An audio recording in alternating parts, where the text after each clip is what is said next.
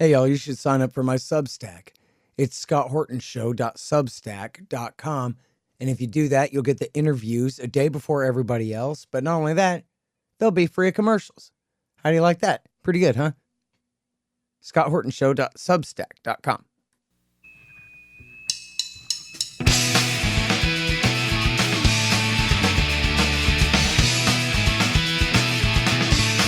All right, y'all, welcome to the Scott Horton Show. I'm the director of the Libertarian Institute, editorial director of antiwar.com, author of the book Fool's Errand, Time to End the War in Afghanistan, and the brand new Enough Already, Time to End the War on Terrorism.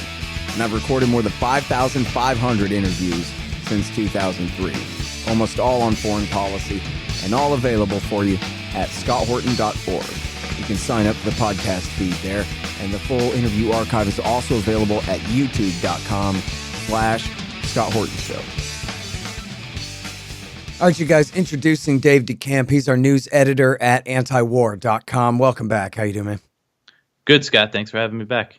Thanks for doing it. Listen, the biggest news, I think, is that Biden met with Chairman Xi of the dictatorship of the Communist Party of the Chinese World Empire this morning, last night, something like that, in Indonesia. So can you tell us everything you know about that? Yeah, well, details are just really coming out about their meeting. They met for about 3 hours in Indonesia ahead of the G20 summit that's being held there. And basically going into the meeting, the expectations were pretty low because really the backdrop is that U.S.-China relations are at their lowest point in decades, really, since they opened up. And Biden said that the meeting was about figuring out what each other's red lines are. And it was really, and it seems like from what information has come out after that, it's really just about managing tensions. They didn't expect any kind of breakthrough or to resolve any big issues. It's more so about figuring out how to avoid a conflict because that's how bad relations are at this point. The good news that has come out of it is that Blinken, although he's not much of a diplomat, as he's shown us, but it looks like the White House said that he's going to travel to China now. He's going to make a trip to China after this. So there's going to be some more diplomacy. But really, it seems like the main issue that they discussed was Taiwan, because tensions are really high between the U.S. and China over Taiwan, as the U.S. is looking to increase support with Taiwan in all sorts of different ways. The Biden administration just launched trade talks with Taiwan.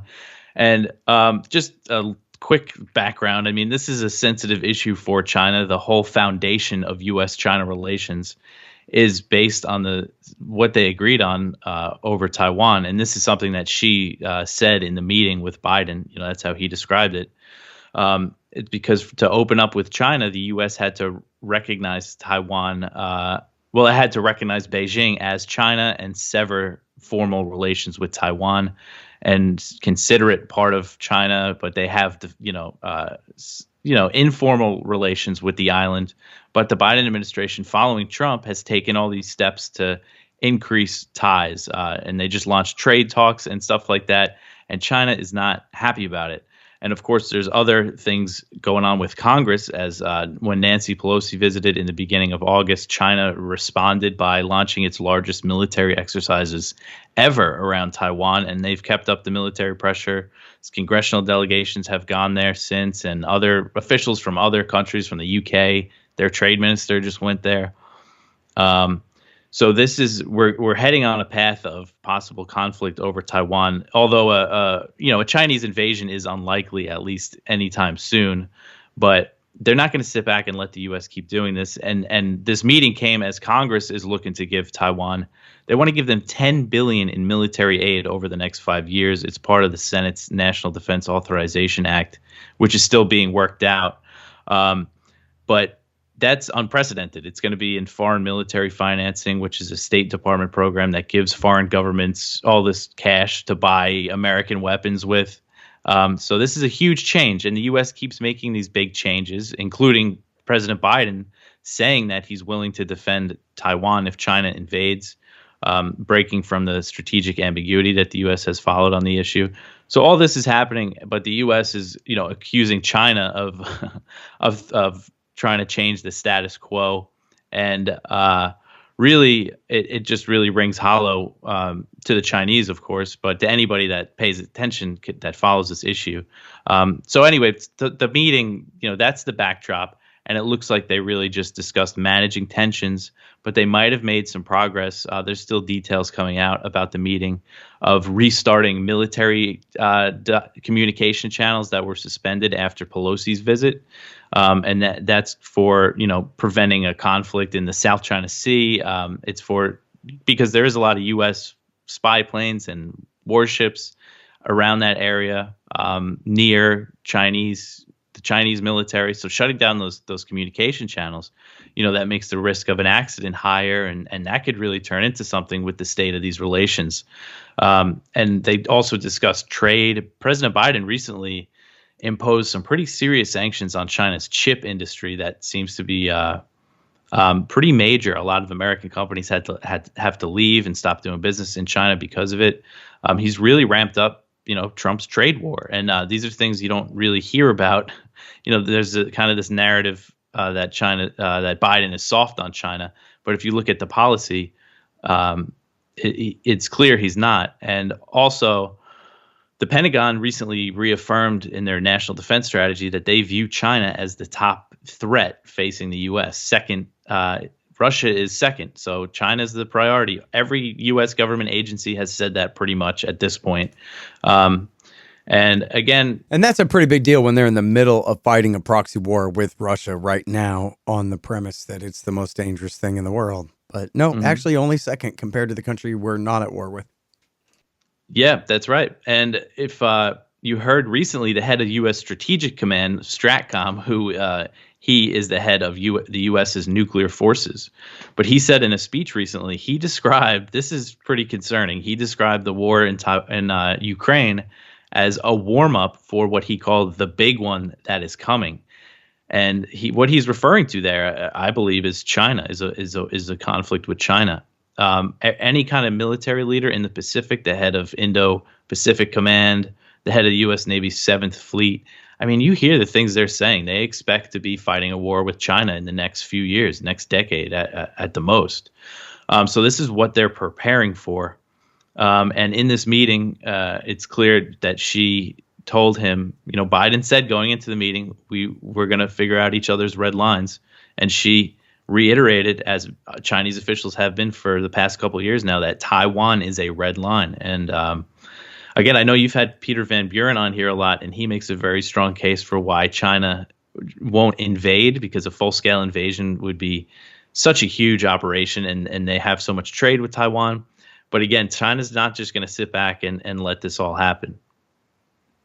Well, I don't know. I mean, it seemed like their red line has been a declaration of independence by Taiwan, although that could change. I mean, was there something more specific? You mentioned that she said, well, Taiwan's a red line. Well, what about it? Well, I'm not sure exactly what she said in the meeting. This is just from the reports I've read. But what other Chinese officials have said over the past year, at least, and before that, is that Taiwan's independence, that's the red line, and also U.S. and other foreign interference, foreign support for what they call Taiwan's independence is also a red line. And they say that could lead to war in the region. So in other words, defining it more broadly as American support. See, it's the same thing we have in Ukraine, too. Oh, no, we're not bringing them into NATO. We are making them a de facto member of NATO, in a way that, same thing here. Oh, no, they're not going to declare independence, but we're just going to make sure that they have an air force powerful enough to repel an attack and assure independence, which we hadn't done before, that kind of thing. So I also want to point out from just what I saw on Twitter this morning, the American version of the notes of the meeting, it said that Biden and Xi agreed that a nuclear war should never be fought and cannot be won. But the original Reagan-Gorbachev formulation there was cannot be won and must never be fought. And I wondered whether that was supposed to be, I know you don't have an answer for this, but is that supposed to be like some kind of deliberate dumbing down of Reagan and Gorbachev's agreement or they're just so stupid that they don't know that must and should are different, and should is a lesser sort of form of must, and things like that. Or what are they talking about? And just so everyone in the audience knows, China's got about 300 nuclear missiles, and we can't shoot them down, and we can't take them all out in a first strike. So that means if we have a war with China, American cities will be lost to H-bombs. Guaranteed. Yeah, that's a pretty concerning difference. I didn't notice that they said should instead of must. Yeah, what the hell is that? Okay, Joe Biden's just senile. Nobody pay attention to the written mutterings of his note takers, I guess. I don't know. And I'm not trying to say that's ultra meaningful, but it seems kind of meaningful, or at least potentially. Like, if there was purpose behind that, then it's really stupid. And if there wasn't purpose behind it, then it's really stupid. You know? Anyway, I got more things I need to ask you about. Let's talk about Russia for a minute. The chairman of the Joint Chiefs of Staff. People, on right-wingers got a bad reputation for Milley, and he's done a lot of things wrong in his career. I think they took out of context his talks with the Chinese over Trump. I think, people kind of... Well, I'll go ahead and talk about that for a second, because right-wingers had a pretty false narrative about that he was, like, undermining Trump there. When what he was really doing was he was telling the Chinese that you might hear kind of these narratives that were really coming from Democratic Party-type officials at the time. That, we think Trump could start a war with China in order to stay in office. And Milley was saying, no, you guys need to not worry about that. I promise you that's not going to happen. If there was a war between us, it would be as the result of a series of escalations on both of our parts over a period of time here.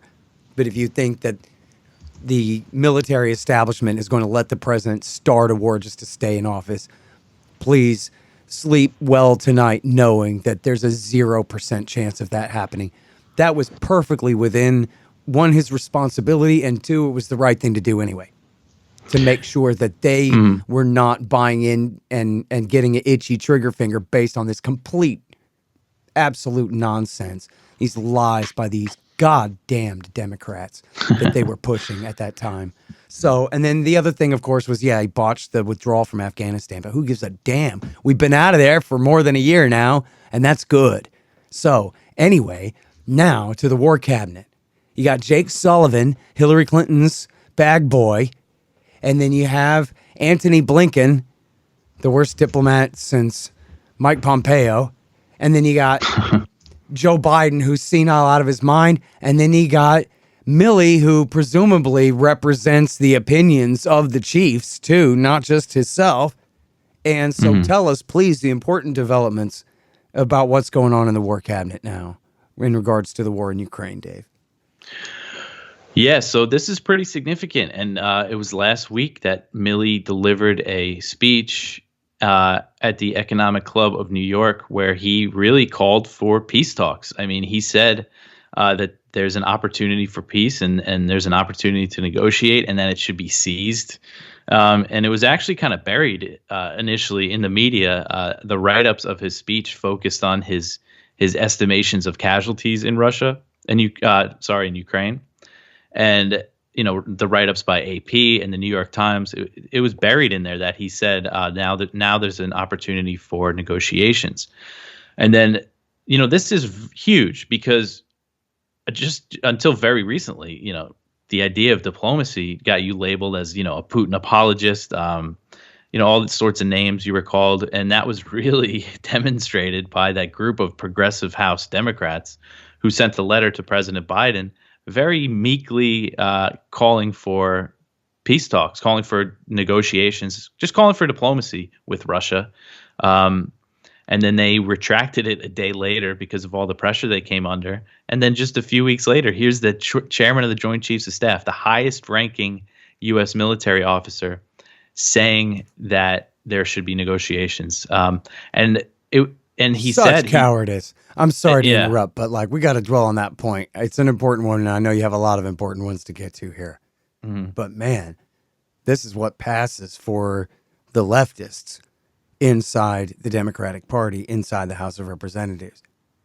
And they all completely back down on a call for, and they even specified in the thing, I believe, that they still favored arming Ukraine as long as the war continues. Just they want talks too. Like, this is the most mealy mouth, just barely poking their head up kind of a thing at all.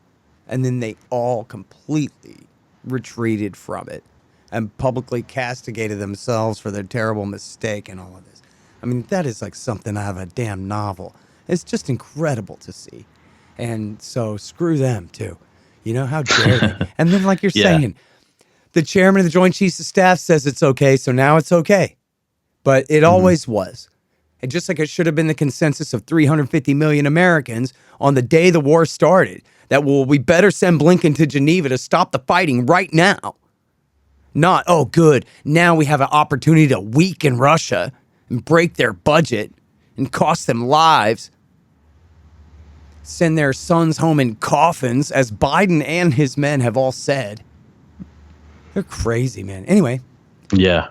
But it is important to stress how, pathetic that was. That because if you read that letter, like you said, they open it with, "Oh, President Biden, it's been so great how you're arming Ukraine, everything's awesome, but maybe there is this chance of nuclear war that you warned about, so maybe we should explore the idea of diplomacy." And then they pulled it. But so here you have Milley, and I mean, again, it was really buried what he said, because he referenced World War I. He's saying that it should have been ended much sooner, and that millions died in trench warfare, and when the battle lines barely changed. Because what he's saying, he's predicting that this winter Russia's going to dig into its positions, and they just withdrew from Kherson, the southern. The city, the capital of the Kherson Oblast, which is north of Crimea, which was pretty significant that they made that withdrawal. So he's saying, in the winter, they expect it to be kind of a stalemate. Although there are the other side of it, a lot of Russian media and analysts say that Russia is preparing for a major offensive in the winter. So who knows exactly what's going to happen this winter. But anyway, Milley, he's really calling for peace talks. And then after the speech, there's multiple reports in the New York Times, CNN, the Wall Street Journal that said behind the scenes he's been pushing for diplomacy pretty majorly, it seems like. But this is according to a CNN report, and there's other reports similar to this. And we do have to keep in mind that they might be trying to, seed a narrative here. But we have Milley publicly calling for peace talks, and just by Blinken's what he's shown us that he's not interested in diplomacy. So this report says that Blinken, the Secretary of State, and Jake Sullivan, the National Security Advisor, disagree with Milley and do not think now is the time to make a serious push for peace talks. And the CNN report, the way that they put it, they said that the State Department is on the opposite side of the pole from Milley. And they said this dynamic has led to a unique situation where military brass are fervently pushing for diplomacy more so than U.S. diplomats. And I know we've seen this pattern before where the Secretary of State, the State Department's more hawkish than the military. And the best example I could think of is Libya. Hillary Clinton was the one that convinced Obama to intervene in Libya when his Pentagon didn't want to do it. And in Syria, too, look, when John Kerry was demanding war over the first al-Qaeda false flag sarin attack, it was the military and the rest of the intelligence agencies that were against it. And I was just rereading the one where this is years later. Obama tells Jeffrey Goldberg that the director of national intelligence, James Clapper, had told him the intelligence here is not a slam dunk. In other words, if you attack Syria and it doesn't go well, I'm going to blame it on you and tell everybody that I warned you that we don't have the intelligence to do that. Holy crap. Mm-hmm. That should have been the, general strike right then and there that they even almost had the war. But anyway, I was just rereading that piece day before yesterday. And in there, they say at one point, Obama, and by the way, Hillary had sided with the military against him on the Afghan surge. But at one point, Obama made a new rule at the National Security Council meetings that no one other than the military is allowed to propose military action of any kind ever again. Looking at you, Secretary Kerry, shut your mouth. And because he wouldn't stop. So they had to make a new rule. I don't want to hear the State Department talking about who we should kill. Your job is diplomacy. And for the mad bomber, Barack Obama, to have to resort to a rule like that is, smacks of real desperation on his part there. But that's the same kind of situation here. It is. And we've seen it, in Iraq War II, Dick Cheney and David Petraeus conspired to try to spread the war to Iran in 2007. Admiral Fallon, the commander of CENTCOM, said no, over my dead body, and stopped. So here we have our standing army. The most dangerous threat to liberty is actually, in this empire, the restraining force on the eggheads half the time, Mm-hmm. It's just incredible. Sorry, hang on just one second. Hey, y'all, Scott Horton here for Tennessee Hot Sauce Company. Man, this stuff is so good. They got all different flavors. Garlic habanero, honey habanero, pineapple habanero, poblano jalapeno, and the blood orange ghost. They're all so good, I swear. And for a limited time, Tennessee Hot Sauce Company is featuring official Scott Horton Hotter Than the Sun thermonuclear hot sauce. It's full of Carolina Reapers, scorpion peppers, Dr. Pepper, hydrogen isotopes, and all kinds of things that'll burn your tongue clean off. Seriously, it's really good. Get yourself a hot sauce subscription. Spend $40 or more and use promo code SCOTT to get a free bottle of Hotter Than the Sun hot sauce. That's tnhotsauceco.com. Hey, y'all got to check out these awesome busts of our hero, the great Ron Paul. They're made by the renowned sculptor Rick Casali. They're 13 inches tall, hand-painted bronze resin based on Casali's brilliant original. Y'all may have seen mine in the background on my bookshelf in some recent interviews. The thing is unbelievable.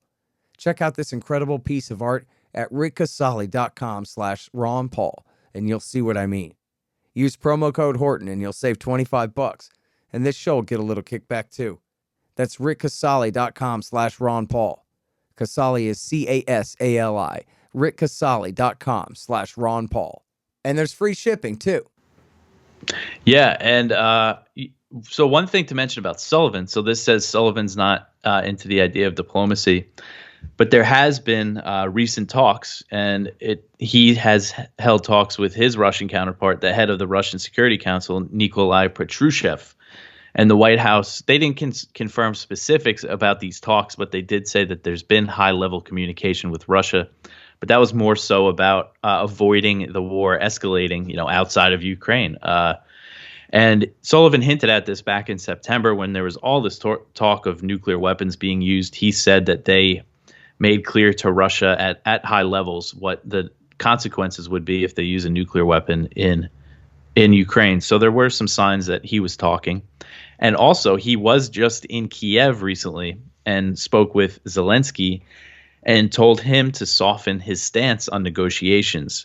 And there was also a few reports about this, and those reports said that the idea was not to actually make a real push for diplomacy. It was not to get Russia and Ukraine talking.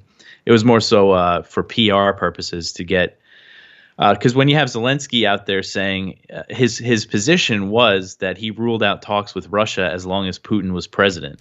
Yeah. But he has dropped that position since talking with Sullivan, although he still is maintaining these demands. Russia must withdraw from Ukraine. They must pay reparations before talks could even happen. But, that's also a change at least. And now I also just read in the Wall Street Journal that apparently in this meeting, and again, this is just piecing together this. There's been a ton of media reports about this, but I thought this was significant. Sullivan raised the idea. It didn't say that he told Zelensky he should do this, but he raised the idea of maybe not making one of your goals to be driving Russia out of Crimea, which I thought that was significant that they're even discussing it, because that's been Zelensky and all of his advisors have been saying that they're going to kick Russia out of Crimea, and the U.S. has backed that. They've backed the idea of them attacking Crimea. But one thing, whenever they do any kind of attack inside Crimea, when they blew up the Kerch Bridge, which connects Crimea to the Russian mainland, when there was a big drone attack on Russia's Black Sea Fleet, Russia responded with, its most intense airstrikes and missile strikes and drone strikes against civilian infrastructure.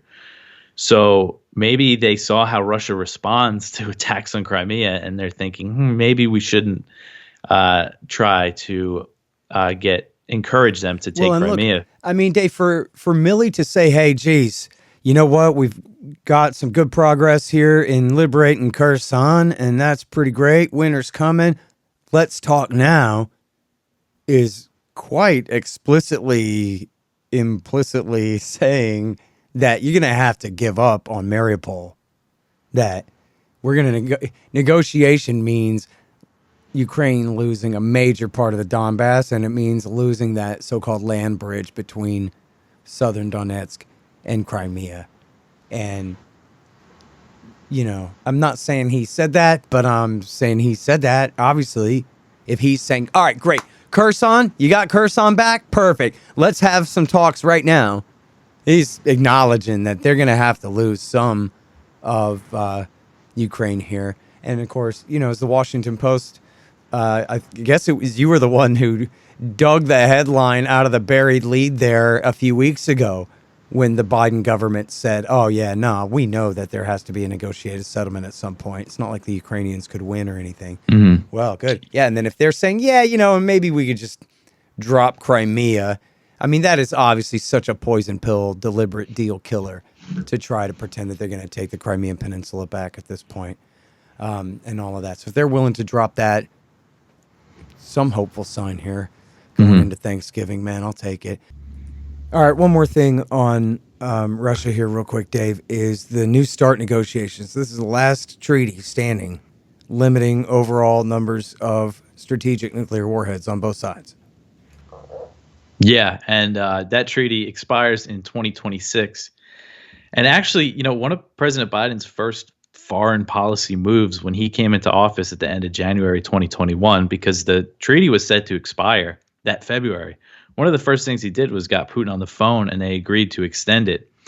So, naively back then, I thought, hey, maybe that's a good sign that he won't be too crazy on Russia. But clearly I was very wrong about that.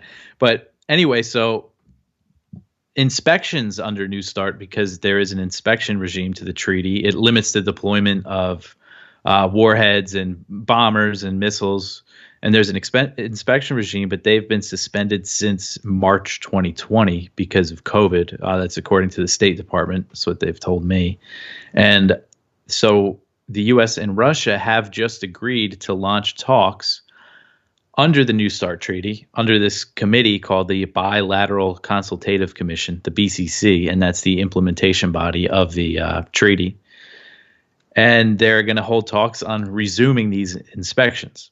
So they're expected to be held either late November or early December. And the venue is interesting. They're saying that they're going to be held somewhere in the Middle East in an unnamed country. And that's because Geneva, the traditional venue for such talks, Russia doesn't find Switzerland to be neutral anymore, because they have joined in on some of the sanctions against Russia. Not all of them, but enough to annoy Russia enough that they don't think that they're a neutral body anymore. So the talks are really going to be focused on resuming the inspections. Russia has kind of downplayed the idea that there's going to be much progress, but it's something in the direction of arms control. So hopefully, they get the inspections resumed, and then they kick off talks on replacing the New START. Because before this, there was a lot of signs that the U.S. had no interest in arms control with Russia. They were in talks on arms control separately from the talks that they were holding with Russia before and Russia's security guarantees before the invasion. But they cut off the arms control talks after the invasion. Russia was saying they were ready to resume them. And for a while, the U.S., the State Department, was saying, no, now's not the time for that. So this is another kind of change toward diplomacy. And another thing that I just saw, actually, is that William Burns, the head of the CIA, just met with his Russian counterpart in Turkey. So there's more talks there. And the White House was saying that the talks were focused on the consequences of the use of nuclear weapons and the issue of U.S. prisoners in Russia. They said it wasn't a negotiation about Ukraine, but I'm sure that it was discussed. So there are all these different, avenues of diplomacy opening up between the U.S. and Russia, which, I think is definitely a good sign. Talks are always good, but we also do have to keep in mind that the U.S. and NATO still have big plans to keep arming Ukraine. I mean, the U.S. just announced they're opening a command in Germany that's going to oversee the training and arming of Ukraine. It's going to be headed by a 3-star general. It's going to be manned by 300 military personnel. I mean, that's a command for a war that the U.S. plans to be involved with for a long time. So while all these diplomatic signs are good, I think we shouldn't get our hopes up too much that this is going to end anytime soon. And NATO also has a 10-year plan. This was according to a report in Politico. A 10-year plan to modernize Ukraine's military and military industrial complex to make them interoperable with NATO weapons more so than they are now. Mm-hmm. So it's just, we have to keep in mind, they got big plans here. Lloyd Austin's pals at Raytheon are just really cashing in on this, and they're going to want to keep it going. So just have to, not get too optimistic here. Well, we're coming up on 21 years of war in Somalia. What's the latest there? Yeah, well, so this is an area where Biden is escalating in Somalia. One of the few bright spots of his presidency was when he first came in for the first year or so. U.S. airstrikes in Somalia really declined. He only launched a few in 2021. But since May, he ordered the redeployment of up to 500 troops to Somalia back in May. And since then, and more so recently, we've been seeing more U.S. airstrikes in Somalia.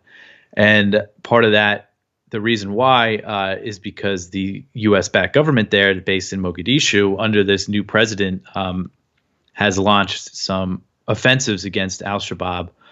The fighting seems to be mostly in central Somalia, but AFRICOM, U.S. Africa Command, has the average now, it seems like 2 or 3 times a month. They say that they launched an airstrike in Somalia.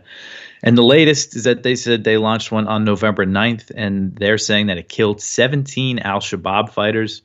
That was the second one in November. The other one was launched on November 3rd, saying that they killed 15 al-Shabaab members. And they say that their initial assessments, in both cases, they're claiming no civilians were harmed, but we have to keep in mind that the Pentagon is just notorious for undercounting civilian casualties. And there's virtually no accountability for what they're doing in Somalia right now, because it gets so little media coverage. I mean, a lot of times when I write these stories up, I'm just basing it on an AFRICOM press release because there's just no other information about it. This last one, the only place that I saw, I might have missed something that I saw have a write-up about it was CNN. And, theirs is just a regurgitation of the AFRICOM press release. I don't have too much information to work on, but I could at least mention, the U.S.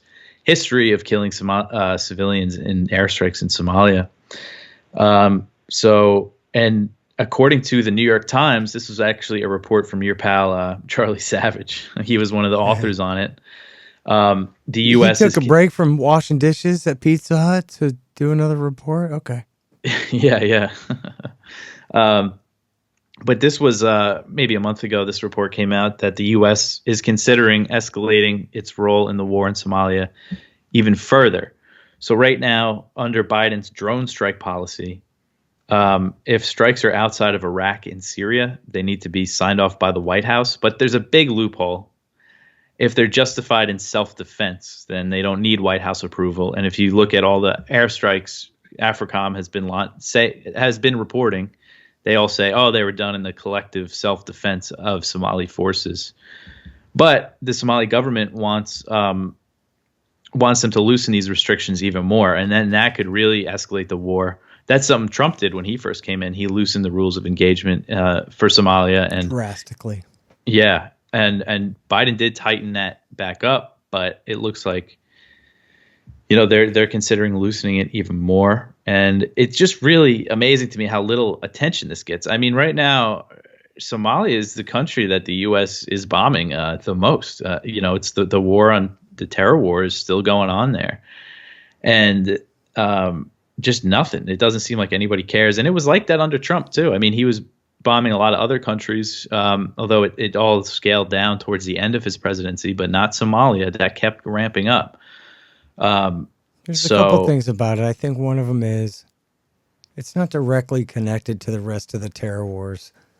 Iraq War II caused Libya and Syria in its way, and even Syria helped cause Yemen in its way, and that kind of thing. Where this one is just across the Gulf over there. Raimondo years ago called it the whole terror war writ small. You have the entire, chain of events of all the blowback and all the CIA and all the everything in one small place.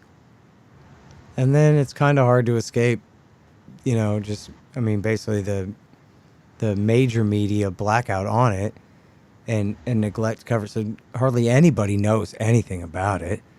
And there's no real Somali interest groups in America who are loud about it.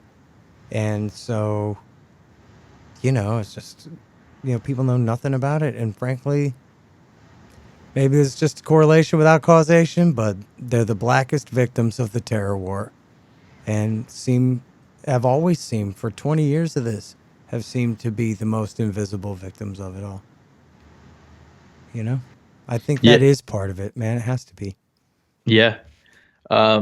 Really the only reporter I could think of, and I'm sure that there's more, I don't want to insult anybody, but is, Nick Turse. He is the most thorough on the U.S., wars in Africa and AFRICOM. And he's really the only one. I mean, he's in The Intercept, and he's the only one I could think of really that reports critically on this stuff. It's just total blackout. And something that I thought really was interesting is that I mentioned earlier about the new national defense strategy that names China as the top threat. If you look at the order that they put everything in, China, Russia, they mention Iran, North Korea, and then what they call violent extremist organizations, which includes Al-Qaeda and ISIS. That's way down at the bottom. And Al-Shabaab, they're an Al-Qaeda affiliate. The best background on this is that people can read if they want a quick background on Somalia is your chapter from Enough Already that we published at antiwar.com. I always link to it in my articles about Somalia if people want to check that out. Yeah, it's like the third or fourth article ago. If you just go to antiwar.com/Scott, it'll forward you on. Yeah, but because I need to learn more about Somalia. I need to really kind of study up on it just because it doesn't seem like anybody else is going to do it. But Justin was always great on it too. Yeah.